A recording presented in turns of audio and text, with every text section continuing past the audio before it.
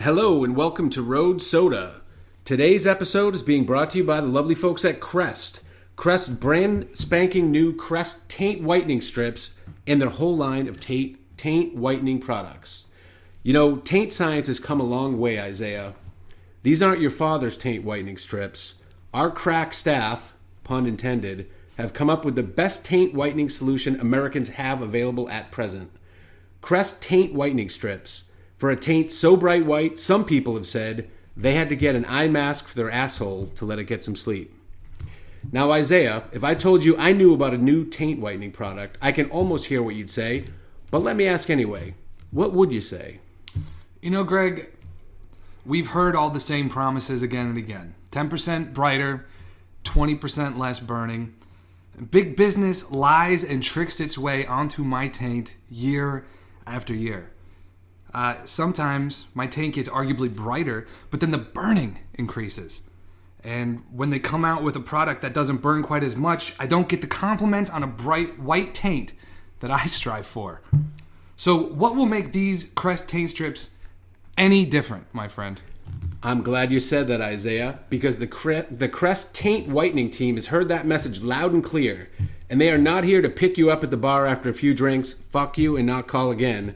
No, Isaiah, not this team. This team is here to stay locked, laser-focused onto your taint and its whiteness.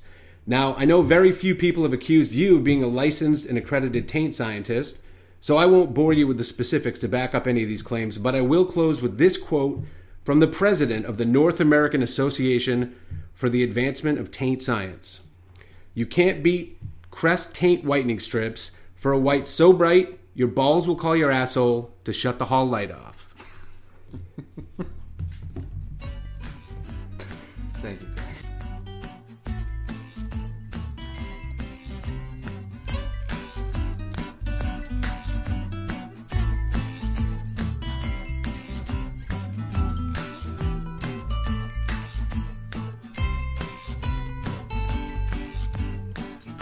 Greg, how you been, man? I've been all right, man. It's hot out there today. It is. It's piping hot. You know, I got a haircut the other day. And by the other day, I mean yesterday. Yeah, I was going to say, it looks like you just came from the barbershop, maybe. It's very tight. It's very tight. You know, I've been tipping this guy a lot, and he's really starting to catch on. And this touch-up haircut probably took about 20 minutes longer than it should have. But his argument was that I was kind of schwitzing. I was schwitzing during the procedure. Does that mean it was hot outside and you came right inside? And yeah, and I'm sitting there with this polyurethane cloak on. Well, sometimes it does get hot under there. I throw off a lot of heat, and then sometimes I'm basting in my own juices. So I like to go to a place that takes 10 minutes. When you went, right. It took 20 minutes longer than it should have. My haircuts are 8 minutes. Well, if you see what's going on here, for those who don't know what's going on here, this is what we call a bald fade. All right, fade. That means it fades to bald. Well, actually, you've got 87 shaved into both sides. Is that your football number, or what's the 87? It's my. I'm kidding. He's got no letters. Just the lightning bolt like normal. No letters. Just the lightning bolt. Everybody knows me, Isaiah Lightning Bolt Jones. So, but yeah, the problem was because I was switching, the tiny little hairs were sticking to my scalp, so he couldn't get them right, and it took a little longer. But yeah, it's a little hot. And it's costing me money. Time and money is what it's costing me. Time and money for the heat, yeah. So, hey man, do you have anything happening in the news this week? You got anything? Yeah, you know what? I just read that Canada is going to be the second place to legalize marijuana totally for recreational use this October, on the 17th of October. Really? Yeah. And that's federal sweeping all the way across the board. They're like, fuck it. Federal is as close to, federal as you can get in Canada. I mean, it's kind of a fucking bullshit place. But, yeah, they're going to legalize it for recreational use. And a guy is the way I came across this was an article in The Guardian where it said, it hits you very quickly. Canada brews first cannabis beer. And this is not, he made a big point to say, this is not like beer infused with oil.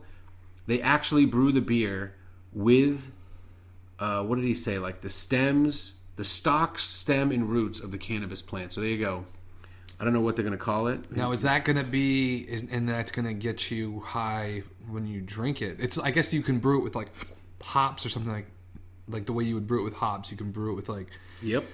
the buds. But I don't know, would that get you high? Because I know that THC is not water soluble. It's only fat soluble. So that's why you have to cook it in oils in order for you to ingest it orally. You can't ingest it orally unless it's like bound to a fat. So how is that? I wonder how they're going to go about. That's interesting, man. What do you think it's going to taste like? I think the flavor is going to be dry, savory, less sweet than a typical beer flavor, and I think the beer is going to hit you very quickly, which is not common for a marijuana edible. That's from the article. And they said so far the company's experimental products have averaged about 6.5 milligrams of THC per beer. But like you said, I mean, they put like 9 billion milligrams of vitamin C in a pill. How much of it actually do you absorb and how much do you piss out? I don't know. So I don't know if you'll be getting high with it, but I feel like once this comes out, we're going to all know very quickly, because if it gets you high and it's a beer and it's free and you can buy it at, Canadian CVS, I think we're all going to hear about it pretty soon, and it's going to come down here soon. Sweep the nation. I think this is going to be the first thing that Canada does that actually goes. Could be the first step towards world peace, is what I'm thinking. Could be, man. Alcohol, the drunks and the dope heads are going to finally be able to get together around a campfire. That'll be nice. They'll finally not. They'll finally give a shit about each other. You know what else I heard? Now What's off that? That's more. You shucked left. I'm gonna shuck right on this one. And I heard. Did you hear about this down in Inglewood, Florida? It's actually not too far from where we are here. A woman was arrested for killing her dog with a crowbar. Erica Jackson is the one who reported on the story. Now, if I read the story and looked at it, and the quote was, she did that because she felt that euthanizing her dog at the vet the traditional way would be too traumatic. AKA, she didn't want to spend the $47. She said it would be too, fiscally traumatic? Is that what it is? Because you know what she did? She didn't just beat it with a crowbar. She tried to give it the old, the easy way out first. She loaded it up with Tylenol PM. And I wonder how many did she say how many Tylenol PM she tried to give a dog? Was it a big dog? I don't know. I should have dug a little deeper into the size of the dog. How many unless we're talking about a Chihuahua, if you're going to try and kill a dog with Tylenol PM, dogs are pretty goddamn resilient. How many Tylenol? I mean, I would think 100 plus Tylenol PMs is still not going to kill a dog. That's anything. And it wasn't just Tylenol PMs; it was barbiturates and Tylenol. She was wasting the good shit on this. Isn't that just how? Why did she? And the dog had a human name. It was Sophie, right? Claims she chose to euthanize Sophie due to the dog having a torn ACL. She was done with the dog, man. Dog tore its ACL. There goes its chances at a starting position for the as a kicker. Anything above the dirt. And hey, so that's a warning to all dogs out there. You really got to stretch before you try and make those sharp cuts. Limber your up. ACL goes out, next thing you know, you're getting beat with a crowbar. It happens. Well, dude, and you know what? The dog was just too robust. She gave it all those things. The dog woke up the next morning and she said, well, I've already made up my mind. Jeez. Took her right out. Now, let me ask you this. Did this actually happen? Because this sounds a lot like the plot for Air Bud 3, Under the Bar, from 2 years ago. So I don't know if this really happened or what, but it was really sad. My kids freaked when they saw Air Bud getting pounded with the crowbar. In the movie, they just put a little wrap around his head and he comes back and it's actually and then the sequel to that is it was the creators of Air Bud actually partnered up with Stephen King and Pet Sematary, and Air Bud comes back to defeat everybody. Did you ever see that? Did you ever see Pet Sematary? No. Dude, it's so fucking sad. I mean, so the gist of that movie is you bury your pet in the cemetery and it comes back, but it's not the same. It's like undead. And then the dude buries his kid. And then his kid comes back. He buries his kid in the fucked up pet cemetery. But the saddest part of that whole movie is this little kid runs across the road and they're like, hold on, Jimmy. And they turn around and he runs. And of course, it's like It's not like a Prius. It's a fucking semi. Yeah, exactly. And they just show these little baby shoes flying, and I was like, Jesus Christ, that was a bit much. We get it. The kid's dead. What the hell was there left to bury? Did they have to like suck it up into a turkey baster and squirt it? Jesus. Oh, the worst part of that whole movie is the baby shoes flying in the air. The rest of it was just it sucked. The guy from the Munsters played the grandfather, and at one point, now I might be conflating this with the Chucky movies, but it's one of those things from horror movies I hate when they show you like the graphic thing. The guy who played the grandfather in the Munsters, the old guy, Munsters or that the Fred Addams Family. Maybe he was the guy from the. No, it was the Munsters, the dad from the Munsters. Okay. I don't know why that was happening. He goes to, like, they're looking for, it's either Chucky now or this kid. Mm-hmm. He goes to look for him, and he gets out of his bed, and he puts his feet down, and the thing goes at his damn Achilles. That's Chucky, yeah. Oh, God. Like, I honestly, like, worst. 10% of the time I get out of bed and I put my feet down, I move just that much quicker, just in case, because you just never know. You never know. That goddamn movie changed my life. Chucky. You know, there's people out there with crowbars killing dogs, and, like, anything's possible. Anything is possible. So that about wraps it up. There's a couple other things. I guess there was a parking lot dispute, and some guy, it was over a handicap parking spot. Some dude blasted another guy over that. And the cops refused to arrest or, not convict, arrest and charge. They were like, it was his spot, man. You got to put your blinker on. Where was that? I was in Florida somewhere. In Florida somewhere. Where do you think it is, man? So that wraps up the news. You're welcome, by the way. Now we've got you guys all caught up on what's going on in the world. Mostly Florida, because both of those things, we'll give you the good shit. We're based out of Florida, and you know what? People like to really shit on Florida, and that's okay to do if you're from Florida. It's like if you've got a kid that's not so there, you can make fun of them, but you're not going to let your neighbor do it, right? That was very euphemistic, by the way. Like, you got a kid that's not so there. Well, no, I like that. That's very PC. I'm about to, for those who don't know, I'm going to have I'm going to be having a son. I'll be having a son. I'm going to be a father. Triple testicle. Isaiah Jr. You got to tell them, buddy. So, I had a scare with the kid not being a normal kid, and so that's why you never know what can happen with your kid before they're born, and so I'm trying to be a little more sensitive. And what happened was earlier in the week, my girlfriend had to go to her ultrasound appointment, and I was not able to make it. So what she did was, when I asked her how it went, she said, everything's good except our son has 3 balls. And I really tried to get her to I was like, are you serious? I was like, if you're joking, I think that's very funny. But she wouldn't say that she was joking. I kept saying, are you serious? And she's like, yeah, he's got 3 balls. And I was asking a question, and then it was off to the races, and I was Googling it. It's called pottyorchidism. Not only is it called pottyorchidism, but it's outstandingly rare.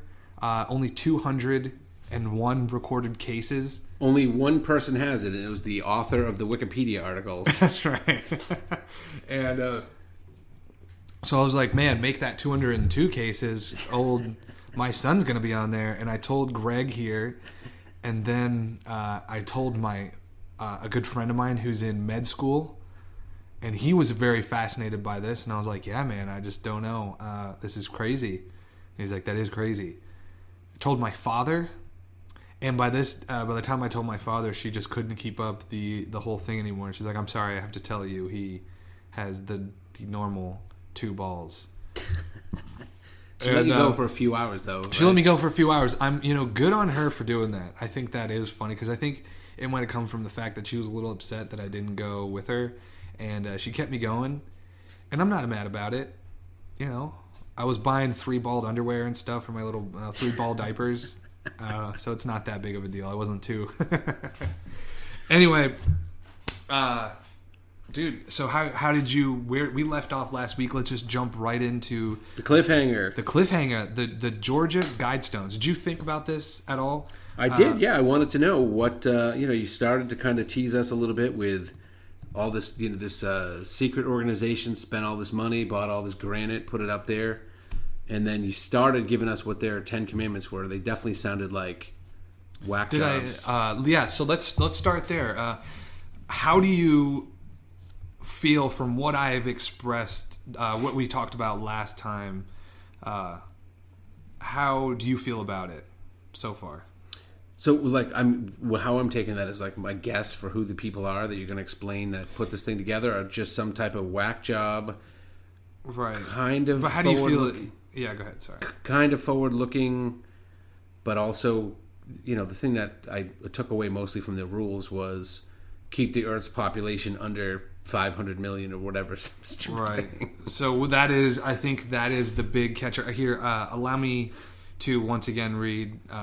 Just real quick, the Georgia Guidestones is a monument erected outside of Elberton, Georgia.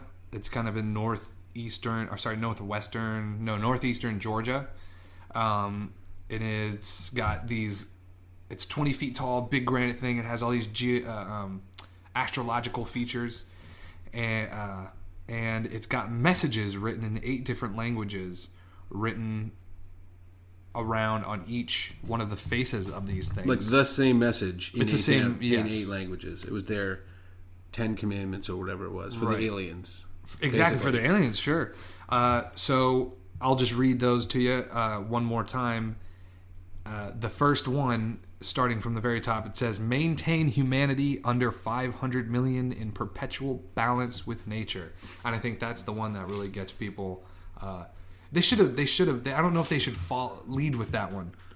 Maybe they should tie up the end, put all the other ones first, because that one's a little hard hitting.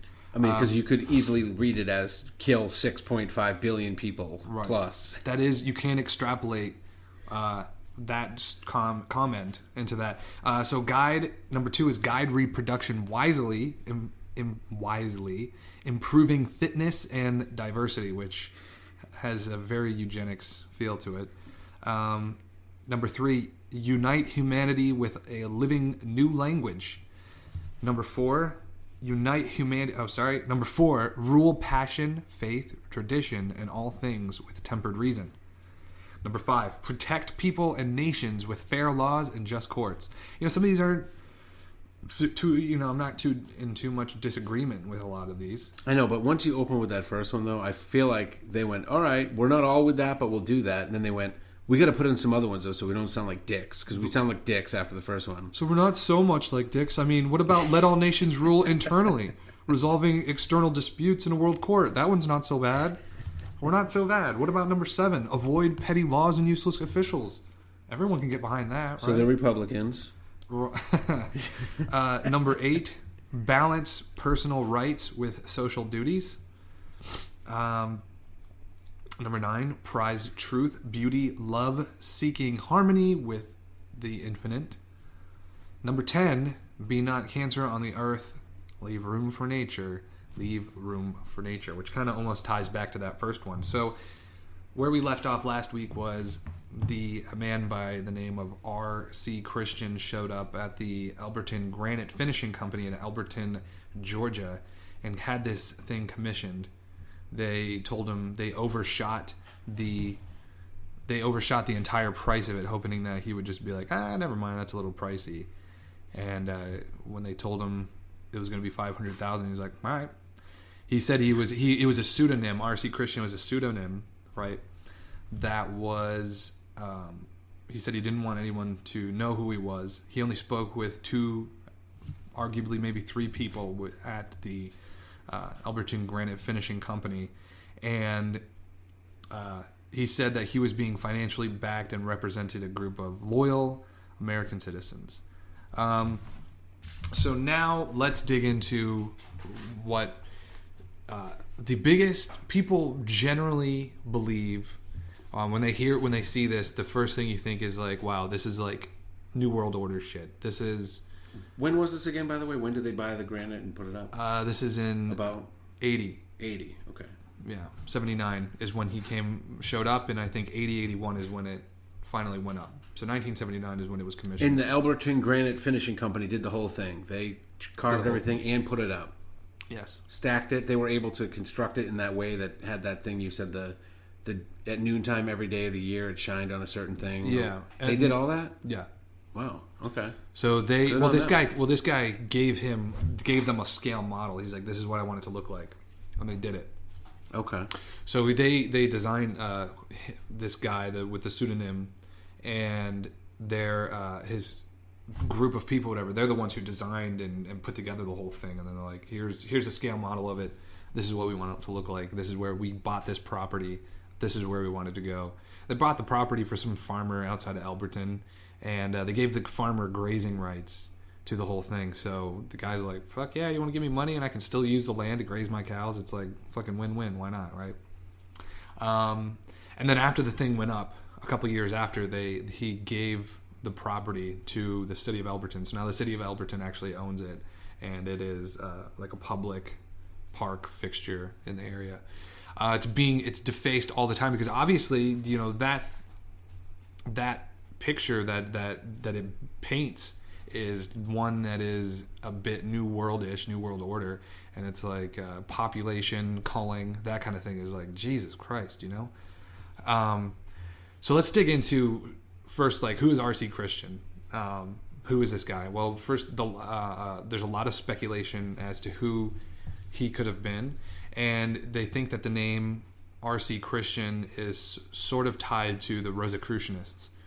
So R.C. Christian, or the Rosy Cross, which was, have you ever heard, are you familiar with the Order of the Rosy Cross? No. Okay, so the Order of the Rosy Cross is a organization that came out of Hermeticism in the late 1500s, early 1600s, and the whole it's like a kind of like, the Illuminati, Freemasons, that kind of thing. Mm-hmm. It is just a fraternal order of like learned doctors and religious. It was 500 years ago. Yes. Okay. The Rosicrucians, 15 to 1600s, and so they created this order, and it was based off of 3 manifestos, and they in these manifestos claim that everything came pretty much directly from the Hermetic scripts. Are you familiar with like Hermeticism? And no. So Hermeticism was a group of scripts that were written in ancient Greece, and they explained a lot of how, like, basically all there's a philosophy of basically how all religions are essentially the same religion, and how it has something to do with like Hermes, the god of like the messenger god, and like the gods giving this information to people, and it was like a combination of Hermes and Thoth, who is just another Greek god, and it's this idea that it's like this whole script on how to kind of be one with the human spirit, like your spirit is God, and like be connected with that, and this make yourself better, and that will make everything else better. And so the Rosy Cross is based off of that, and then it really came out in a very important time in Europe, when it was like the Middle Ages. Shit, like people were like, there was economic turmoil, and there was civil turmoil. Just everything sucked. People had terrible living conditions. Everyone was dying, and so this group of like 8 doctors basically came together, and they were all like super into Hermeticism, and they wanted to use their doctor skills to heal people for free, and then create this order that would kind of like lead and guide people and help people. And they were all like sworn bachelors, and then each one of them like swore to like replace themselves like when they would die. So like they would go find their predecessor like before they would die, so replace themselves. So the order would continue to go on, but they would have, it's basically just this order that teaches and guides people in the way of Hermeticism, for more or less, but it's all based around like and then the Rosy Cross itself is their symbol. It's a cross with a rose on it. You might have even seen it somewhere before. It's kind of familiar looking. But the cross symbolizes the human or the human flesh, and it's kind of like the what's that called in ancient Egypt? It's like the cross with the circle on top, like the Ankh or something. You know what I'm talking about? The Egyptian cross. So instead of having like the straight line on top, it's got the circle and then the cross. You know what I'm talking about? Yeah, like the Ankara or something. Something like that. It's something something like that. Well, so that has kind of always represented like the human flesh kind of thing, and that's how they use it in this. And then the rose is the human soul, and the different layers of the human soul that we're trying to work through in each, like in our life, trying to better ourselves and better that blossoming rose in a way. So they have a really good message. You know, their message is one that is they are religious in the way that the human spirit is the thing that we should really be working on. Individual people, like, work to better yourself and be the best person you can, and in that way you'll better everything else. Like, you'll better everyone around you and that kind of thing. And they see Jesus as somebody that has done that to the ultimate extent. You know what I mean? They don't see him as a god that became a man, but a man that became a god. And when you do that, if he's a god that became a man, you have no choice but to worship him. But if he is a man that became a god, then there's hope for all of us to also obtain the same thing. I like that, because there's so many religions say, you know, just waste your time with all this other bullshit now. There's a great afterlife later. This is saying, do something good now, because we don't fucking know. Right. And that's what, and you know, so that's what they have, like, Jesus as this person that obtained this place of being that was, like, you know, his soul and his spirit was connected with his body, and he was just a very righteous, incredible person that he was the template that we should all strive for, right? So that's the Rosicrucianists, right? And then, of course, Hermeticism also has so much tied in with, like, alchemy back in the day, which was just like chemistry and like science. And it's honestly, when you read into what it is, you're like, it's not so bad. But because it's like an organization that had to come up and be hidden at a time when, like, that kind of shit was prosecuted by death, like, you're not going to organize. You're questioning the church. There was no room for that 500 years ago. Exactly. Yeah. So, but when it comes down to it, it's not such a bad thing. So, a lot of people see the Rosicrucianists are attached to this.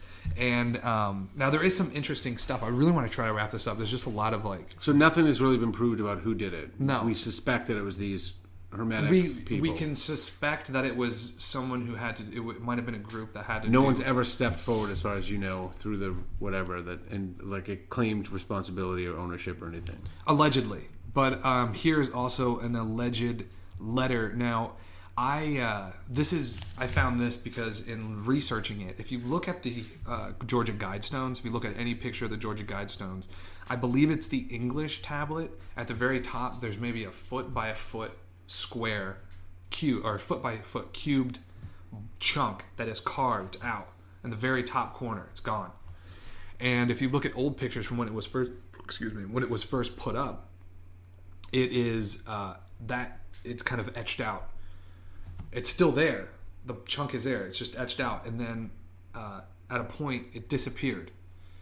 And then years later, it got put back with a block was put back with carvings all around it, like numbers and weird letters. And then it was only up for like a few weeks, and the people that watched the part took it out and destroyed it. And so that, like, I was like, well, that's really interesting. Like, what is that? I'm very curious as to what that whole deal was. So I Googled it, and, looking for, and there was this article written by a guy it's called vanshardware.com. And it's this guy that's like his own little, like, written blog and stuff. But this guy, I'm so glad. So he lives in Elberton, I assume. I think he lives. Yes, he does actually. Okay. He does. And I read this and I'm like, wow, this is like really alarmist, like out there kind of shit.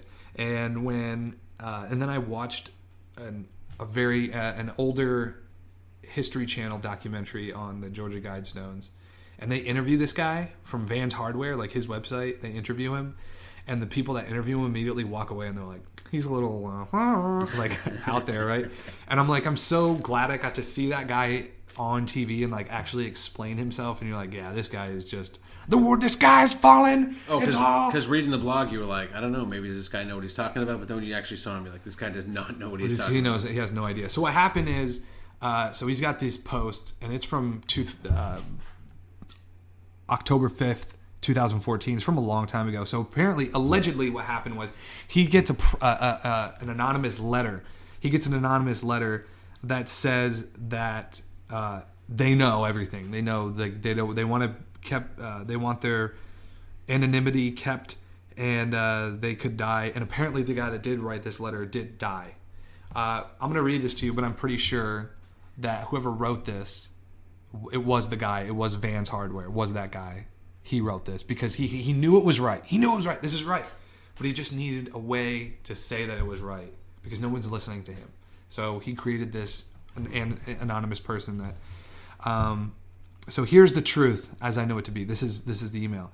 The Georgia Guidestones were built by Freemasons. This should come as no surprise. Let me tell you why they were built. Where they were built first. The Georgia Guidestones. So they're built in Elberton. It's because something about one of the reasons the vast quantities of blue pyramid blue granite in the area. The whole area is filled with granite. The Freemasons in Elberton, the town was founded by Freemasons in Elberton. So the whole place is nothing but Freemasons. Got a big granite finishing company. Of course, there's going to be Masons and shit in the area. And it's the most farthest place east in Georgia. And the sun rises in the east. So the Freemasons are they're basically worship the sun, and the sunrise is like a holy experience for Freemasons. So who masterminded the Guidestones especially? Lore points to R.C. Christian. Much debate has been made about who this man was, and some people have guessed correctly, yet not correctly. The big secret, R.C. Christian was actually two men. Robert Carter Cook was the mastermind. Robert Edward Ted Turner III was the talking face. That Joe Fenley and Wyatt Martin actually. So Joe Fenley and Wyatt Martin were the guys that worked at the Elberton finishing company, right?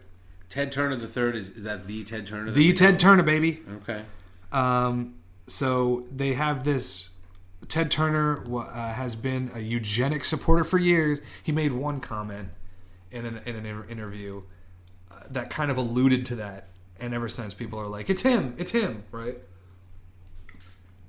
And this guy Robert Carter wrote "The Age of Reason," which this monument is the Age of Reason. A monument for the new age of reason or something like that, right? So the Freemasons connection, Robert Ted Turner, both of these men are Freemasons. Ted Turner is the Order of Malta. I'm not sure about, and this is all coming from this anonymous email. Now, Joe Fenley, the granite mogul, yada yada. I don't want to denigrate every Freemason involved in this project. And the whole thing, every single bit was built by Freemasons. Now, if you look, there's that carve out. Let me see it up on top there. See a little chunk at the very top corner? That was before, right? And you can see it's always been there. It's always been there. From the very first time they put it up, that little imperfection's been there. Now, the dates, do you remember me? I'm okay, and I really want to try to just wrap this up right now. So the dates at the very, did I ever tell you about the dates that are blank? It says the time capsule that's buried under the whole thing. It's left blank. So when that thing disappeared and came back, that chunk, it came back, and people were able to extrapolate dates from it. They said it was like January something. No, it was August 18th. Whatever was going to be the Great Culling, right? So that's what their claims were. That this is going to be when everyone's going to die and everyone's going to burn, and only 500 million people are going to be left, right? And so that's what everyone thinks that was. And then there's the article that was written, and then they were like, and the reason that was left blank, the time capsule, was because they were going to put that on there when they were going to put time capsule buried from the date of the culling, and then 100 years from them is when it could be taken out from then. That's why they left it blank, right? And then also there's so that is what that's what they're saying. And then of course the date came and went. Nothing ever happened. Obviously, we're in 2018 now, and this was back in 2014, so nothing ever happened. So it leaves you to believe, like, what did happen? Like, why was there this chunk? Why did it leave? Why did it get put back? The article does seem kind of phony as to why it disappeared, and why they reported on it when they did. Like, they reported late, and it doesn't make any sense as to why, like, the cameras weren't working. So they have cameras watching it because it gets just destroyed all the time with, like, paint. So anyway, there is no great calling. The Rosicrucianists maybe have built it, but obviously the date came and went. Nothing ever happened. Now let's be realistic about what's going on here. It was built in 1979. Now it could have totally been built by the Rosicrucianists. They could have funded it and built it in 1979. And it makes sense that they did, but 1979 was like the height of the Cold War. Everyone, like, death and destruction of the entire world on a grand scale was on the doorstep of everybody. And granite, in the grand scheme, stone granite specifically, is the only thing that lasts through natural and human catastrophe. That's true. Over the course of 10,000 years, metal will be completely reclaimed. So even steel, over the 10,000 years, will be completely ossified and nothing anymore. Wood disintegrates, concrete crumbles, everything. But granite, I mean, there's a lot of different speculation as to, like, how old the Sphinx and these different things are, but those things are in excess of between 15 to as early as 5,000 years old is what a lot of people think, but they could also be as old as 20 to 30,000 years old. But, like, these stone monuments stay for longer than anything else. And it's the best way to push your message on to the next generation. So it might not be aliens; it might be post-apocalyptic. It's just post-apocalyptic. Yeah. If you want to look at this from more of like the world isn't all doom and gloom, it's a group of people that have the money and have the forethought to think, like, hey, we're on death's doorstep. Like, this whole world might die down to a couple million people. So what are we going to do for the next generations? We don't want them to make the same mistakes. What are we going to do? Let's erect a monument that has the best chance of not getting destroyed, and try to help these mistakes not be made again. And so that is, that thing wouldn't get destroyed. It's in all these different languages, the 8 most popular ones. The Age of Reason. So then if that did happen, there was a monument there, so if they came upon it, it might be something that was almost holy in a way to a lot of these people coming out of it. It's way out of the way, too. Even if all the nukes started flying, there's not going to be a direct hit anywhere near Elberton. There's fucking nothing there. So there's I guess that could also go with that theory. Exactly. And not only that, but on projected continental drift and glacier melting and that kind of thing, like Florida is supposed to go under over a certain, like, 10,000, 20,000 years. Was that data readily available, though, in the late 70s? Yeah, a lot of that geographical, because, projecting from Pangea to now and that kind of thing, they can continue to project, and, like, everyone knows, and it's been a pretty regular thing that they know that California is going to, like, go underwater pretty soon. There's, like, the big one's going to make it slide, and something's going to happen, right? The ice caps are still going to keep melting. So, when all that is said and done, like, it's at an elevation and far enough inland where it'll pretty much become, like, maybe there are more of these than just this one. This is the American one. Maybe there's one somewhere else where you haven't heard the story yet. Could be. So then it comes down to the chunk out of the top, and my speculation is the whole thing was $500,000, and though I'm sure all these people, doctors and whatever, the Rosicrucians, put this money together to do it, it's still a lot of money. And let's just say you put it all on a flatbed and you're shipping your 10,000 pound granite slab out to get put up, and then all of a sudden the corner gets bumped by like a like a wrecking ball type thing that might pick it up, and it just, like, cracks it, destroys it. Something that they might do would be to make it a clean cut and put a block in there, because when the hole now, it's got pegs, like it was something else had to be put in there. Because you either do that, or you get a whole new fucking granite block, right, or you have a fucking chipped corner. But what are you gonna do? Just etch it out, put a new thing in there. I'm not buying another. So shipping damage is what you think was. I'm honestly thinking like, are you familiar with the philosopher Occam and his my favorite thing is Occam's razor. Occam's razor, yeah. The simplest explanation is usually exactly of two given scenarios. The simplest is most often true. So what is most likely to happen? That it got bumped and they fixed it, or that there's this grand calling scheme and they put the actual fucking message? It's like there's not that much. Come on.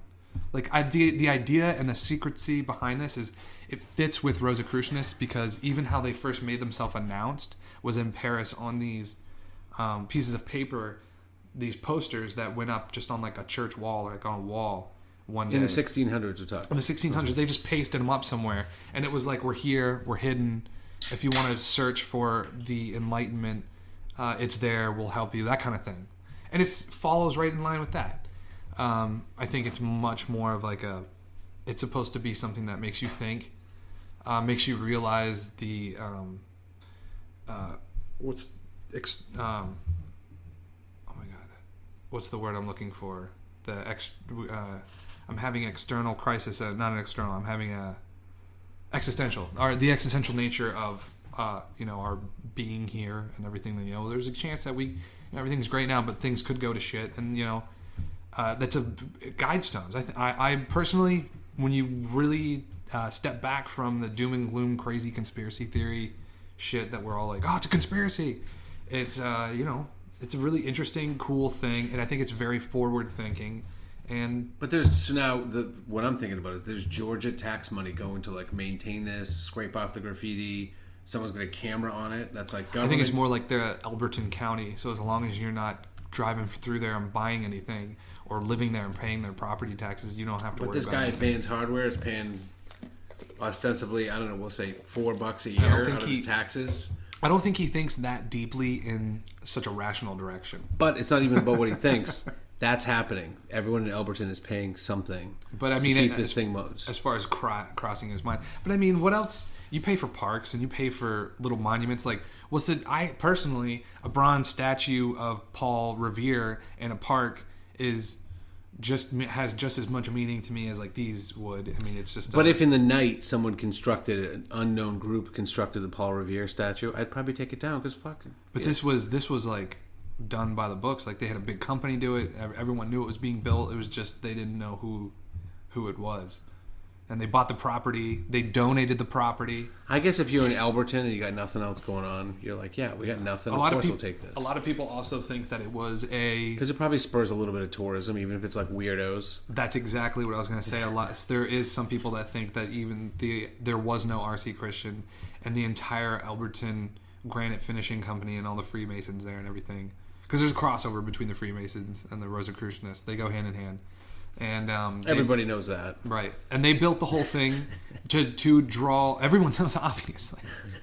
Come on. So they built the whole thing and put it all together and kind of left it as a mystery, and to maybe also attract some kind of granite tourism. But it's a very expensive way to do that. But I think it could fit all those columns. It could do all those things. And to be honest, if I had that much money, that it really has got me thinking. If you had a lot of disposable income, would you, or now knowing what granite can do, would you erect like a granite monument somewhere, like buy property, pay it off for like years?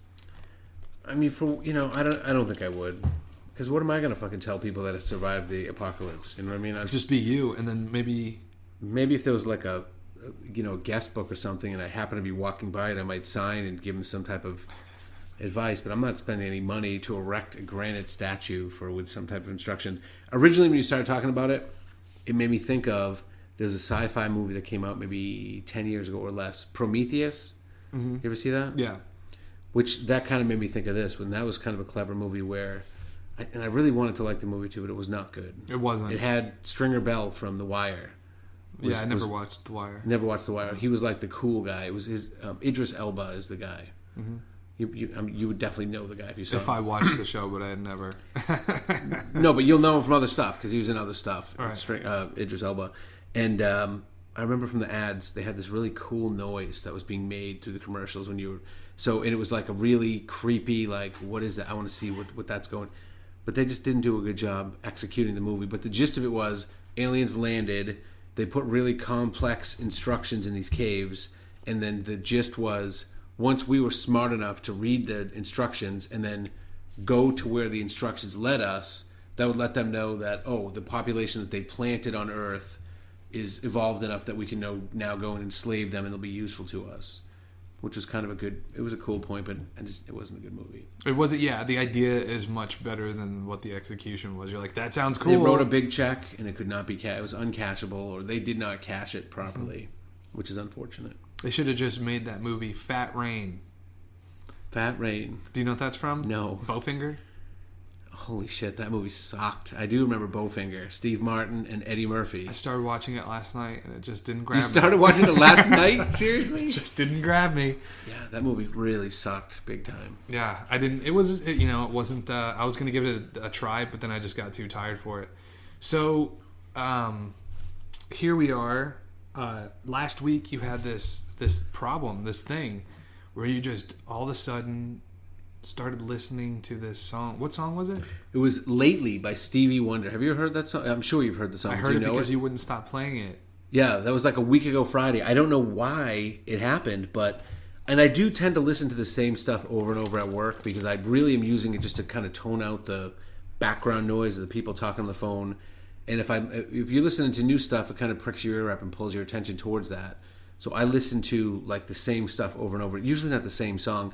For whatever reason, it came on and I hit the button to play it a couple of times, and then it, for some reason, just put it on a loop. It didn't even usually Spotify will once you get to the end of your playlist, try and turn into Pandora on you. You're a Spotify guy? No. But I get Spotify, yeah. Yes. You know Pandora. Mm-hmm. You can't pick what you want to play. Spotify, you can pick whatever you want to play. You put in a playlist, and you can set it to loop and play the same songs again. If you don't do that, when it gets to the end of the playlist, it turns into whatever the name of that playlist was, radio, and then it starts trying to send you, types of songs. Okay. But it didn't do that at this point. I must have hit a button wrong or something. And so here I am, that a week ago Friday, listening to it. I listened to it a ton of times, specifically the arrangement, the recording from his 1980 album, Hotter Than July, when it came out. It's one of those songs, I'm sure it's been done a million different times. He probably had 20 different versions of it. I don't know what the versions are, but the original one... So here's what I learned about this song, because I probably heard it 100 times in my life. It's been around since 1980, but then I listened to it 100 times last week. I bet you I listened to it more than 100 times, because I put it on a loop a couple of times. Once I realized and I was conscious that I was looping it, I started doing it, and I was like, I really like this song. And it actually was really good at blocking out what was happening. I've never done that before with one song. That might be something I do now, where I just put one song on and let it loop, because my mind puts it into the background that much quicker than a whole playlist. You know that's how they drive the criminals out in a hostage situation, right? That's true. That's how they drive them. They did that to Manuel Noriega. They blasted that music back down in you have that name on tap. It was a famous case because they put wicked. It wasn't just the music, but it was the volume that they put to get him to come out of his. He was a big drug lord in Nicaragua in the 80s. Manuel Noriega. Colonel Noriega. What song? I don't know if it was a song or if it was just they just were playing the radio or something. I don't think it was a repetitive song so much as they were let's just put all these house speakers up against his windows and just turn everything up to 11. Wow. And he eventually was I can't do it anymore. Yeah. I mean, that's an easy way to do it, I guess.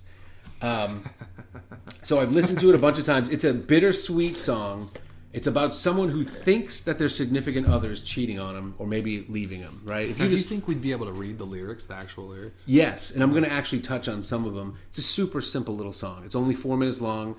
Some of the things I'm going to touch on, some of the things I really like about it. So it is very simple. Stevie Wonder's got a kick-ass voice. He doesn't go nuts trying to impress you with shit. He just catches your attention with some of the things that he hits. And the song is so simple. It's just him and the piano. The piano is very beautiful. And then there's also a little bit of, I would say it's a very light, Spartan, synthesized bass, just to kind of fill in some spots and make it sound like it's not. Because, if you literally just hear someone playing a piano and singing and they're doing 100% of what's happening, it doesn't quite sound as polished. And this was a big hit that hit I think it climbed on the charts in 1980. It was like the number 11 song for a week or something. Maybe even did better than that. I don't know. But that's what you're dealing with. Just Stevie Wonder singing. He's playing the piano, and there's a little bit of production there with the I believe it's like synthesized bass, because it's mostly just playing like a bass beat just to fill in a couple of spots, mostly on top of the piano to like, you know, double accentuate. But then at the end it does something a little different. It gets a little twangy. This was 1980, when everything had some type of like... Right when the Guidestones were built. Right when maybe Stevie Wonder had something to do with it. I don't know. I think he built it. My favorite aspect of the song, for sure, is when you listen to the chorus, the piano slows down almost to like it's not like in actual speed, but the piano, it kind of comes to a stop, and then he hits the bass of the piano like a stair step up to bring you into a line of the chorus, and then at the end of the line of the chorus it does it again, then he brings you back up again with the same beat on the piano. Right. That's definitely the thing, I think, that you on first listen you're gonna be like, that's what I'll stay with. And it's just really nice because the backdrop of the song are the lyrics of this guy afraid he's going to lose his woman. It doesn't even get any more specific than like you or my you know. And it is a woman though, because some of the lines do tell you that. Here's the refrain in the song: "I'm a man of many wishes. I hope my premonition misses, but what I really feel, my eyes won't let me hide." And then this is where the piano comes in, because as he says, "'cause they always," it's "'cause they always start to cry." Mm-hmm. And then he says, "'cause this time could mean goodbye."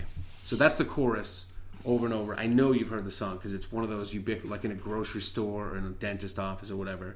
It's haunting, you know, and it's a really nice song. Another thing that I like is that there's a couple of spots where, especially nowadays, everything gets like repeated. They're like, there's empty space there for 3 bars. Let's just repeat that line a bunch of times, or throw something else in, or take his vocals and put him over himself or something like that. And there's several spots where, and it might be because it's 1980 and just people didn't stick as much shit into stuff as they do now. But it just, you know what I think it is there's a couple spots where he stops. You expect maybe he's going to say a little bit more to finish the line. He doesn't.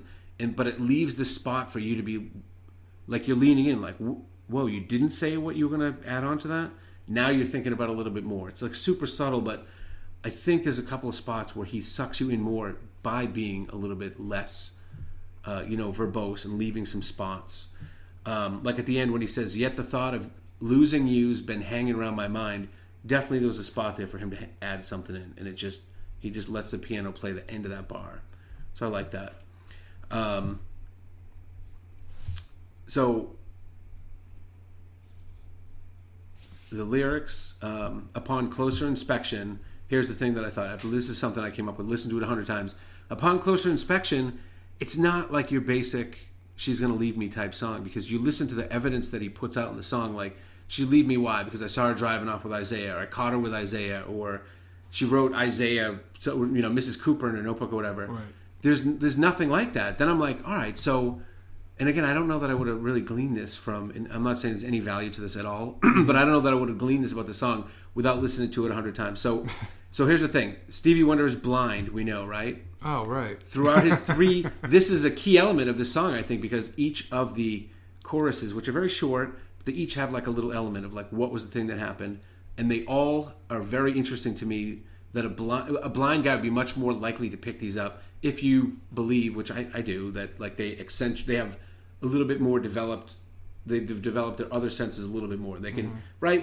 I think most of us think a blind guy could smell and hear a little better than average. That's Joe. Immediately what I'm thinking now that you kind of brought that up. Right, because he can't see, so he has to rely on it. It just happens. Mm-hmm. So here's the first piece of his evidence. This is his first, he just starts out saying, "Lately I've been thinking that I'm going to lose you." Mm-hmm. Now the first thing that comes up, this is why. "Far more frequently you're wearing perfume with no special place to go." Okay. Mm-hmm. I think a sighted guy maybe would notice that, but maybe not as easily as he would. Why you smelling good? Exactly. Why you smelling good tonight? Exactly. Where are we going? A lot of people would miss that. I don't know that it's damning evidence that there's any hanky-panky going on. Here's next. Where are we going? The next verse, and there's only really 3 verses. So that's the first one. Second one is, "Lately I've been staring in the mirror, picking myself apart." I mean, everyone does that. I don't know. That kind of maybe makes me think he really isn't trying to say that she's leaving, and maybe it's more of a song about the lack of confidence that you can have when you're in a relationship, and how it's just a normal part of it. You know what I mean? You're not always thinking we're in it. Every once in a while, she's going to look at a guy in a restaurant, or she's going to say something that's going to make you question it. It kind of made that line maybe think of, maybe I was looking at the song all wrong. You know, because he's not looking in the mirror. And that's another thing too. Interesting. He's a blind guy saying that would be the metaphor that he would use. I assumed it was metaphorical. I'm looking in the mirror. I've been kind of beating myself up more than staring in the mirror, because it's Stevie Wonder. I don't think he was staring in the mirror. He'd have to take your word for it. You'd have to tell him he's staring in the mirror. And then the last, you're not looking in the mirror, Stevie. Turn to the left. Turn to the left a little bit. All right. Yeah, screw it. You're looking at it. That's fine. Then the last part that is his evidence here is, just the other night while you were sleeping, I vaguely heard you whisper someone's name. Which, again, would I have even heard that if I was laying next to her? I don't know. Maybe how does he know it was a name? He doesn't say who it was. He didn't say it was a guy or a girl or anything. So once I've, again, listened maybe like 100 times, then I started thinking, this really is not a song like I thought at first glance, about a guy who's losing his girlfriend. I think it's more of a general something that we can all relate to. His way of relating to his listener, that you just sometimes going to go through these waning periods of confidence, and you're just going to have to deal with it, because you love somebody. You're going to sometimes have these little, these little attacks. So I guess in a nutshell, it's more of an exclamation about periods of self-doubt that happen. He's saying it happens to him. He's not giving you any advice about it. He's just putting it out there, I think, in a general way, just so that we can all relate to it when we go through that period. Maybe it's a song that you would think of, and it's a very nice song. I definitely suggest maybe not listening to it 100 times, but go seek it out. It's a beautiful song. Stevie Wonder has a great voice, and I think it was constructed in a really nice way. Yeah, it's a great song. I'm gonna take a listen to it. I'm very I'm not so music, like I like music.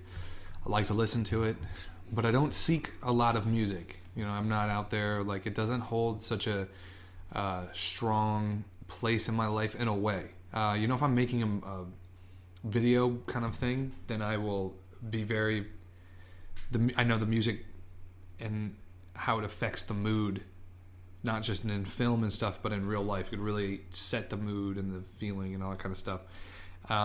It always makes me think when a song comes out and it becomes so immensely popular.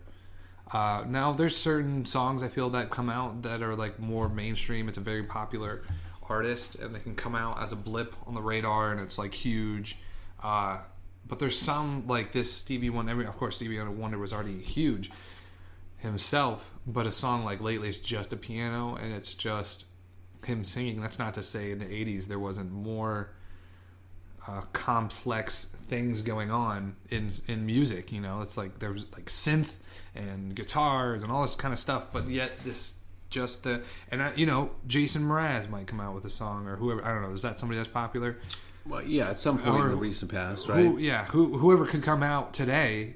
I don't say that that's outside the realm of possibility. Today there could still be a musician, just a voice and just there's a piano. always going to be a couple of top songs that are like acoustic, that's just melodic, it, right? Slow and songs. What is it? It's just when it speaks to, I think it's something that normally has to have this sort of, there's something deeper almost to how the music itself touches you.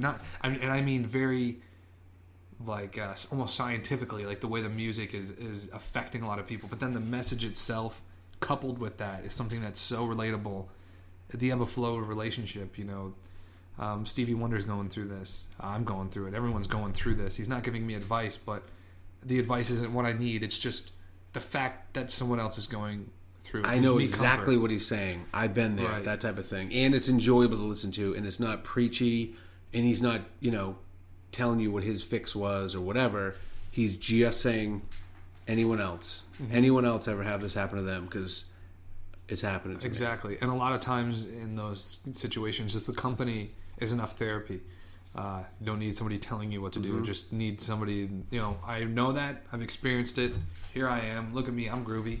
So I think that I'm gonna give this song a listen, man. Lately, everyone, lately by Stevie Wonder. Stevie Wonder, man. So last week we wanted for the Millennial Book Club, aka just fucking watching Netflix, man. We chose the show to watch, The Toys That Made Us. Now you texted me the next day. I think it was same day, that night, the night after we recorded. Yep. It said, and I watched the first one.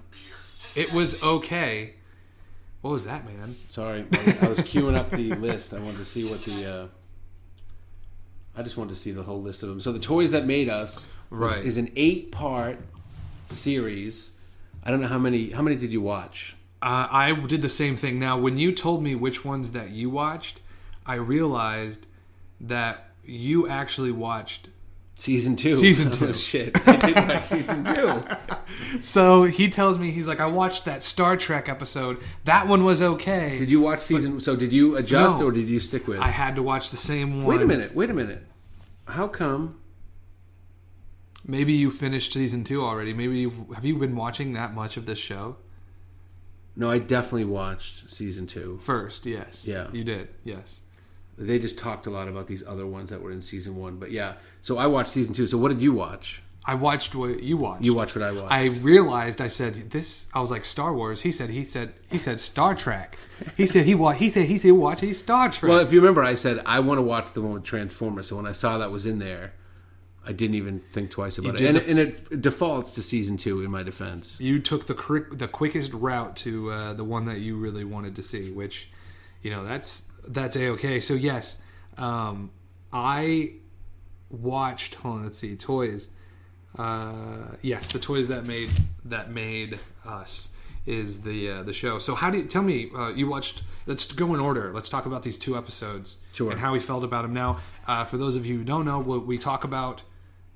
We choose something that we're going to watch on Netflix, and we're trying to keep it Netflix original for now. We'll probably expound on it, but let's have it's a book. I don't think we'll have to. I think Netflix is going to put out more original shit than we can keep up with. I think you're right, and that's thank you for our content.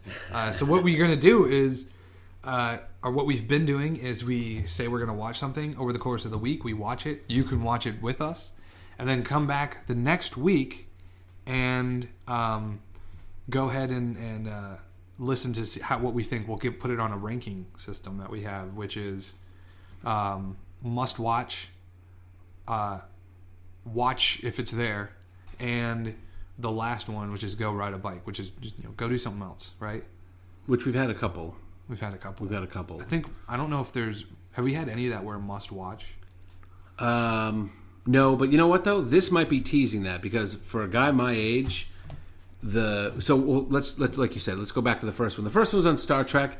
It was interesting. I mean, obviously we all have our own relationship with Star Trek, however old or young you are. What is the show? You started to, and then I interrupted. Yes, what the show is. So what is the show? It's an 8-part documentary series. You know this from the little leading open. Mm-hmm. It's an 8-part documentary series. Yeah. That was kind of cheesy. Don't let that throw you, because that's cheesy and it's campy almost. It's a little campy. But it's well researched. It's really good, white rooms of actual participants. They went all out. They really did find a lot of interesting people. Like for the toys that were coming out of Japan, they're talking with the designer, and he's speaking Japanese, and they have a translator, and they're going back and forth with all the big names and stuff. I thought they did a really good job. High production value, entertaining. It doesn't get bogged down too much with the minutia.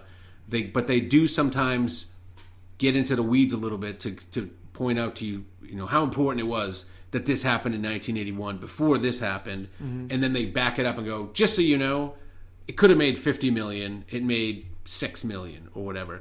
But the shows are documentaries about specific toys. The first one was about Star Trek, which has a long history of merchandising. Or the first one of the first one of season 2. Yes, sorry. So which is there's no through line in a way. Right. Yeah, you totally watch them out of order. It's just a documentary, and if you want to have an idea of what the feel is, it's like one really long I Love the 70s episode. in the way that it's done, but it's ultra elitist. It's ultra elitist. It's ultra elitist in the way that it's portrayed, and it's like it's more like it really digs into. Whereas like I Love the '70s would be like I loved that toy, but they really dig into like the toy, the guy who designed the toy, how it affected the market, how it affected people.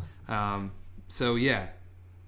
I mean, interesting. So, what makes you call it elitist? The fact that they're assuming that you give a shit about the revenue of these toys? Because it's like, it's like the nerd guy from The Simpsons is constantly like, well, it wasn't in that episode.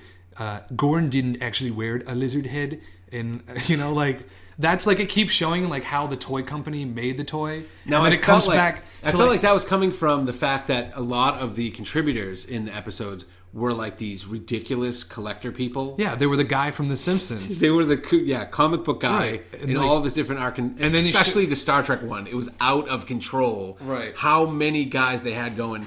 I didn't even want any of these toys. The phaser barely had stun written on the side of it, and some of the complaints were valid because anyone would be like, "Yeah, that's stupid to have a helmet." With a siren on the top, and that it just says Star Trek on it, right? And like, meanwhile, and then it cuts to like the business guy that's doing all. He's like, "Hey, we just slapped the siren on a helmet. I put love Star that. Trek on it, right?" Yeah, and then it cuts to like the guy from The Simpsons. Like, there was definitely no helmet with a siren on it in the show anywhere. Yeah, like. That's what you're looking at is the developers and the manufacturers and the marketers. And then the real hardcore fanboys. And Star Trek obviously has a ridiculously long and well-documented relationship between the fanboys and the people that produce this shit. Well-documented. They did a really good job, though. I think if you watch it, what you can expect is the fanboys are going to give you the details about what movie and what toy or what specific merchandise hit or missed. And the merchandisers are going to tell you what they thought were the big wins and the big losses based on how much they produced versus what was out. And I mean, I guess I knew the movies kind of drove the demand, but I didn't realize if we don't have a Star Trek movie in 1999, the toys just tank. And it's like, I don't know, don't people buy their kids Star Trek shit every year? But the movie is what keeps the movie and the show is what keeps it in. Yeah. The commercials and everything can help, but like you gotta create that drive to go out and get that toy and the story behind it. Like that's what the thing that I noticed is like creating the story behind or having a story behind the toys helps a lot. But it seems like you were saying like the losses and the wins. Dude, that guy, the business I can't remember his name, but the guy with like the glasses and stuff. Yes. Mr. Action Figure Guy. Yeah, he's still because his company was the opposite of the company that did Star Wars, and they came to him first. Yes, and you can tell. No, he was the leading guy because they start out by going, Star Trek toys sucked in the beginning. They didn't realize what they stumbled onto. Once they did, it was this guy. He bought the license for like squat. Mm-hmm. And then he was like, we paid like $5,000, turned into $150 million. I couldn't spend it fast enough. And then they came to him with Star Wars. He's like, get the fuck out of my office. Basically, yeah. And he was like, no, I didn't say that. What I said was, we'll look into it, and it never materialized. But the other guy that was on the other end of that transaction was like, I was calling him. I said, hello. He hung up on me. He told me to go fuck off a couple times. He doesn't need me. And they went to Kent. Was Kenner the company that ended up doing the Star Wars licensing? I think so. Whatever it was, because I might have had conflated that with the Transformers one. But whatever that other... No, it wasn't Kenner. It was... I know the toy company. But anyway, then they brought the guy, even though it was the Star Trek one, they brought in the Star Wars guy just to go... We fucking obviously made a serious franchise here with the Star Wars thing. But then, of course, it had an effect on the continuation of the Star Trek franchise. And they started to figure out, we put out a movie, and there's a show, and there's a breakfast cereal. We know how much money we can make on it. Because they learned with the Star Trek thing, I think, is what they were trying to say. Mm-hmm. If you don't come out with a movie that year, cut back on the toys, because you're not going to sell them. Right. And then even if the movie isn't good, right? Like, because when I think of Star Trek movies... I never think of Star Trek 1. I think I've seen it, but I don't ever think of that. What's the Star Trek movie you think of? Are you a Star Trek? The newest ones. Because all the other ones, it was just a show, and Patrick... You don't think of Star Trek 2 at all? No, dude. None of those old movies. I was never into Star Trek. I never saw Star Trek anything until they started revamping them. So, Star Trek 2 is like 80s, but Ricardo Montalban, the guy from Fantasy Island... Welcome to Fantasyland. He plays like this guy that got screwed over by Captain Kirk. That's the Wrath of Khan. He plays General Khan, so whatever. That was a kick-ass movie. It had that action bite. The first one, it had fucking totally sucked. Then after that, they kind of figured out, okay, we need to market to the kids, but we need to throw enough bones to the adult fanboys so they'll have an interest in going out to buy a new phaser or the whatever we introduced in the movie. And then the science got there, and then it became like, they're not even making movies. They're making merchandising fucking vehicles. They just have to be 2-hour trailers for fucking new That's all it Star is. Trek shirts. It's really interesting, the tie between the movies and everything. And I've never been interested in that shit either. And my relationship with Star Trek is, I knew of the campy original TV show, which always sucked. Laughably sucked. The original Star Trek movies with who plays Captain Kirk? The Priceline guy. Shatner. William Shatner, Leonard Nimoy. Those are my movies. Up until, I actually say Star Trek 5 is a very important, I always reference that movie because for me, that was the first time, we were just talking about this with Prometheus, it was the first time the movie promises this really amazing finish and just so poorly delivers. You're just like, what the fuck? Yeah. It was called The Search for God. They were going to go to this planet where God lived. And at the end, spoiler alert, okay, this movie sucked. The guy came out from behind a curtain. No, they had It was just a regular projected head. They're standing on like a empty kind of planet and there's a big head. You have found God. And I was like, fuck you guys. This was a ripoff. I'll never get that time If I back. wanted to watch The Wizard of Oz, where's the tornado? Yeah, exactly. Right. You know what I felt was the Star Trek episode was really just an episode documenting the crushing success of Star Wars. Is really I felt that because they kept cutting that. back to like Star Wars, and the guy's like, it was just drawings. He had nothing but drawings on my desk. Like, you know what I mean? Like Star Wars and how it just completely crushed Star Trek. But you know, I liked it enough to go on to the next episode, which was really the episode that you were. That was the one I really wanted to watch because the next episode was about Transformers, and that was a big toy for me when I was a kid. All those it was like going back in time for me. Even talking about the GoBots, I went, oh my god, I totally forgot about GoBots. There was a Christmas where GoBots and Transformers were both out, like rival companies, both trying to, you know, bite off this Japanese market that was already existing. And I got a GoBot, and you know, now they can look back with 2020 hindsight and go, I knew that GoBots were crap. The craftsmanship, the whatever, and I was like, oh, fuck Those you, nerds, dude. I'm telling you, the elitist. You're like, how is it elitist? That's how it's elitist.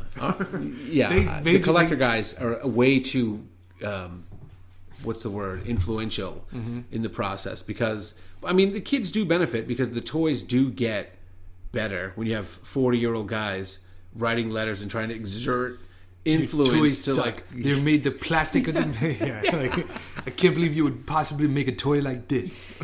But I mean, when I was a kid, Transformers were awesome. I went to go see the Transformers movie. The cartoon was awesome. Everybody wanted Transformers. The first ones that you could get were the gun, Decepticon, I think his name was. Decepticons was the whole group. It was the Autobots and the Decepticons. What was he called? It was Megatron, yeah.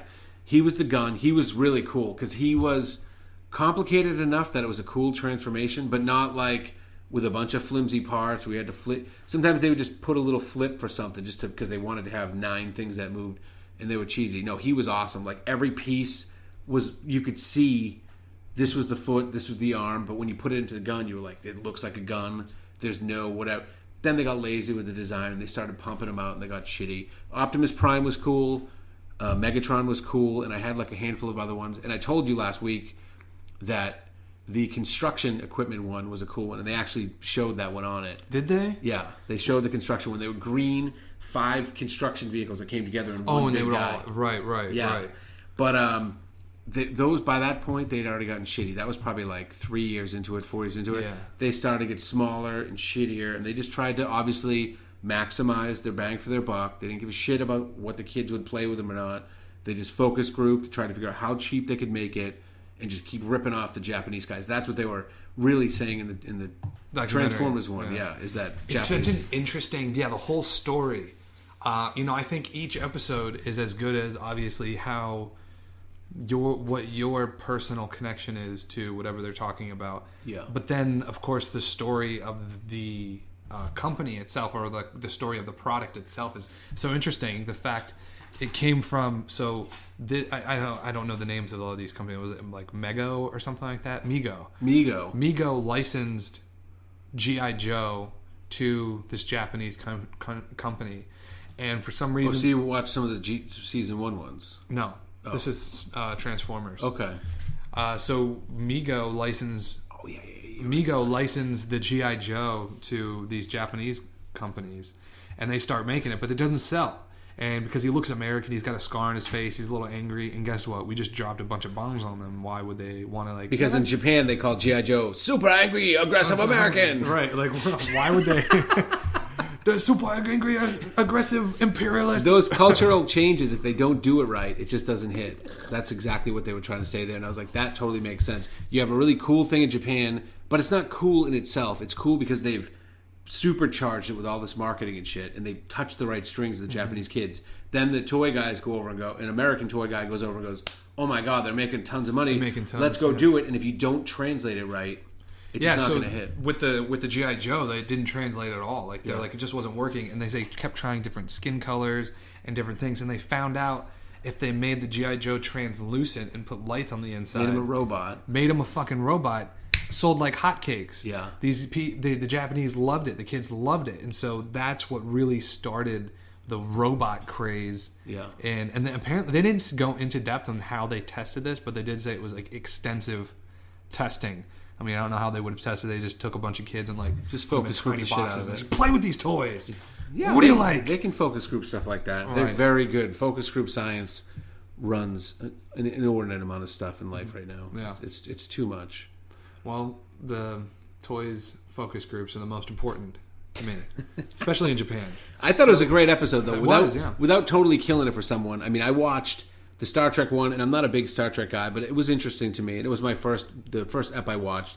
The Transformers one, I was looking forward to, and I did love it because it hit me like on several levels. But I think even if I wasn't interested in Transformers, they did a good enough job doing it because I actually watched all 4. The Lego one was the next one. Do you watch the Lego one?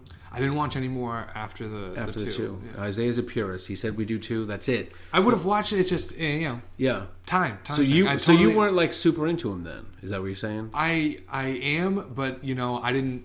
I grew up with the Transformers episode got later into like what Transformers transformed into. They turned it into Beast Wars. They tried to like revitalize it with Beast Wars. That was my generation. Like Transformers was there. I knew about it, but Beast Wars was like I had Beast Wars toys. There were animals that transformed into like different types of like a robot. Okay. It was like robotic animals and stuff, and like I was around for that. They had like a cheetah and like a mouse and like a big gorilla, and they would transform from like a gorilla into like a robot, But they were all vegetarians, and they always were all big about taking the garbage, take it out, all that type of stuff. Very just like Captain Planet. Just like Captain Planet. Just like Captain Planet. The Lego one definitely was the best one. And really? I like Transformers the best personally, but the Lego one, because everybody knows Legos, and the Lego story is fucking awesome. Really? And they did a really good job with that. And then the Hello Kitty one came on next, and I was like, I was just folding laundry and cleaning up around the house, and I went in and I put them on. I think I watched the Star Trek and the Transformers like pretty much right after we were done, and then the Lego one I put on like right before bed, and I was like, wow, this is the one. This was definitely the one. I didn't see season 1 yet. The Hello Kitty one, I don't give a shit about Hello Kitty, but it was interesting because now I feel like I have a better idea about, when you're talking about something that's just a brand like that, there's nothing behind Hello Kitty. You're like, oh wow, shit! I know exactly where that came from. I know who started it. I know what the deal was with it, and yeah, how do you? It's this whole show is basically like starting a brand, starting a brand. Like Transformers was literally, let's start a brand. We make toys, start a brand of toys that kids want to, and then from that they were like, create this movie, create this show, create this all this stuff just to sell these toys, like. It's so there's they're nothing kind of reverse engineering the formula for us, the layman, so we can see because they're just doing the ones that were super popular, and they're just backtracking on those and saying this is how it happened. So not necessarily repeatable formula, but this is how it happened over and over, and it seems very similar for all. Yeah, in my mind, it always feels like it goes the opposite direction. Like they have a book turned into a movie, turned into a show turned into a movie, something like that, and then they go market it. get Spaceballs the plush toy, Spaceballs the flamethrower in there. Like, movie comes first. That's always how I thought. Where's the Pogs guy? Get me the Pogs guy now. You remember the Slammer? I loved it, man. So yeah, I thought it was a really good show, and I think just like how you said, the Lego episode was the best, and the Transformers episode was also up there, and then the Hello Kitty was interesting, but it wasn't because you didn't connect. So yeah. I think from episode to episode, it's only as good as how much you can connect with it, and then the rest is like, wow, that's really interesting information. I think it is well-made documentary. I think it's a really fun show and how it's done, and I really like that kind of. I like knowing things. I like getting that information, and you never know when all of a sudden I'm going to be beaten over the head and blindfolded, and when they take it off, I'm going to be on a game show. That's a life or death. You never know, man. You never know. I would rate this high. I would give, what was our top rating? It is must watch. So I would say it's just a tinge under must watch. The Lego one was awesome. I think everyone would love that. If you're my age, if you're like around 40 or so, and you're a kid that was in America, you're going to love the Transformers one. And the Star Trek one, again, that also, everyone's got their own relationship with Star Trek, so everyone will get something from that. The Hello Kitty wasn't for me, but whatever. And what I would say is they just misnamed this. I don't like the toys that made us as a name. Mm-hmm. It's more like biography on, 8 popular trends over the last 50 years. What do you think years. would be a better name? Like... American Toys. American Toys. Is Hello Kitty American? No. Well, toys, but they were really centered on the angle of, yeah, you know what? That one is a little different in that they were talking. No, you know what? It was worldwide toy crazes. So maybe toy crazes. Yeah, like maybe that anatomy of a toy craze or so. That sounds a little Hannibal Lecter-ish. I mean, I guess the toys that made us might not just be direct enough, because I get it. They didn't want to call it like biography of toy crazes, but I don't know. It wouldn't have grabbed me if we didn't pick it. For this, I probably wouldn't have watched it because it's been sitting there in my face for like a couple of months now. So you would give it the must-watch? I would give it the must-watch. It was definitely interesting, and those are all big if stories. you give it the must-watch, I'm going to give it the watch if it's there, okay. And then that will give it the rating that you're looking for that's in the middle. Yeah, you know what I mean? Because we're not always going to 100% agree on everything. It's a must. It's a watch if it's there. 0.5. Right. Plus 0.5. Plus 0.5. So it's like right in the middle. And I think it's you have to watch if it's there. If it's there, if you're like yes, and that's what we'll put right in the middle. Because that's what for me, if I was hanging out with you and you're like, hey man, have you seen the show? This is fucking great. Put it on. I'm gonna watch it. If I turn on the TV and it just happened to be on when I already turned it on, I'd sit there and I'd watch it. But it's not. This is still the generation that's making this show. Is that Y generation? Yeah. Is your generation is making these. The millennials aren't making this show, these kinds of shows just yet. Right. So it's made by you for you. Now, like I said, like obviously I know Lego, I know Transformers, they touch my life, but it's like so. Like everything is pretty much already at the end of it. Not at the end. Like Legos is still going. Yeah. But it's like. It's all the big stories already happened. Now they're just cranking. You were a kid, it was not an integral part of your toy playing life. Legos. Well, I mean, I did play with Legos. I think you like the Legos one. But the story behind the Legos is like it's already done. It's already now to the point where they have a formula of like put out the Legos, have the kids play with Legos. But the story that brought it there is already like. But for you were in the midst of it. Like the Legos were coming out. And Legos were like the 50s, dude. Oh, really? Yeah. Well, interesting. It was really cool. I guess I kind of had an idea about some of it, but it was a pretty cool story. I'm definitely if I'm just flipping around and I want to watch, I'll put it on. Like if it's. Do you ever flip around though? Because nowadays, especially millennials, you got like which subscription am I going to go to?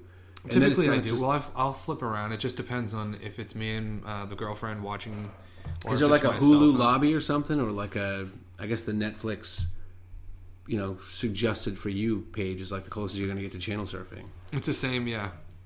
And then Hulu has the same similar kind of thing. They have like a what you calls it that'll suggestions for you, kind of thing. You can flip around, but it's like I pretty much. Thing is, Hulu's already a lot of like Viacom stations and like TBS and that kind of stuff. It's already shows that are on networks, and you can just look it up and watch it. So. Yeah, I mean, I would I go through. I surf. I'd watch that again. I'd watch that. But yeah, right in the middle. That's where we're putting it. Do we have to pick another one? Are we going to pick something for the next step? Do you want to pick one for the next week, or I think we should take a break from it until next week, and then next week we'll pick one. We'll do our episode for next week, and then we'll go back and forth. You know what I mean? Okay. So everybody, thank you so much for joining us. Again, thank you to our sponsors, Crest Taint Whitening Strips. Thank you, Crest. I'm wearing one right now, actually. Can't wait to see how it peels off. You're going to make that taint twinkle, my friend. Thank you, everybody, for listening to Road Soda. Grab a Road Soda. It's probably Monday morning. Every new episodes, every Monday morning at midnight, they drop. You can, first thing in the morning on Monday, driving to work, grab a Road Soda, get some of that water cooler fodder, something to talk about, something to think about throughout the week. That's Road Soda. Remember, everybody, feel free to follow us on Facebook at Road Soda Podcast. Also on Twitter at Road Soda Podcast. Please, we would love to hear from you. Comment on our shit. Send us emails and we will read them live on the show. You can send your emails, comments, links, anything to roadsodamail@gmail.com. Again, that is roadsodamail@gmail.com. Feel free to contact us, send us stuff. We'd love to hear from you. Thank you for listening. Thank you, Greg. Thank you. Have a good night.